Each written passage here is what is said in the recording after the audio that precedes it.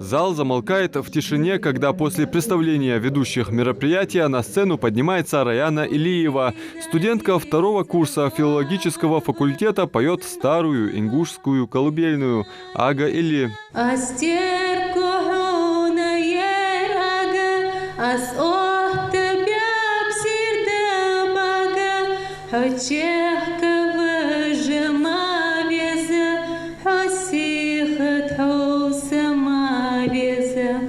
В одних ингушских колыбельных мама обращается к младенцу, сообщая: «Мир суров, а ты, джигит, ты воин». В кругу семьи опора тейпа, за пределами отчизны лицо народа.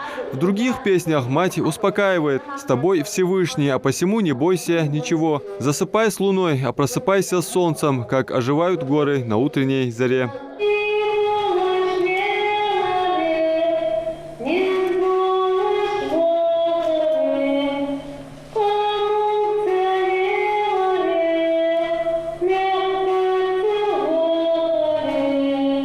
Слова, услышав которые, зритель с сожалением понимает, что с годами все это утрачено. Но благодаря поэту и писателю Илезу Матиеву ингушский фольклор возрождается. Его невероятный труд позволил выпустить книгу колыбельных песен, которые он собирал по крупицам, общаясь с пожилыми людьми, которые, кстати, одобрили и оценили работу автора.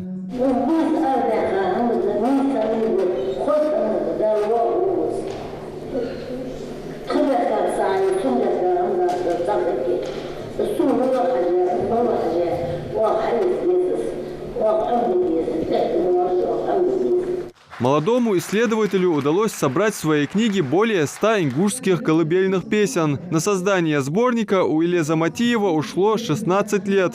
Книга вышла в свет в 2019 году. В ингушских колыбельных заложен посыл матери к будущей личности о том, какой ее хочет видеть мать. Он, можно сказать, проделал большой путь для издания этой книги, потому что там в книге содержании более 100 ингушских колыбельных песен, а мы знаем, что это нелегкий труд. Для этого нужно очень много времени и очень много труда. Через драматизацию колыбельных песен, автором которым является Матиев Илез, сегодня студенты показали свои творческие способности. Для гостей вечера студенты филфака показывают и развлекательные сценки.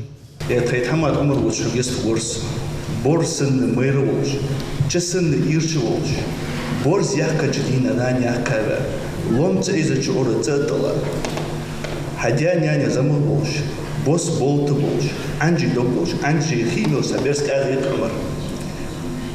Лозы бялунсыны мостный чолбы жуя, дахы угям гитя.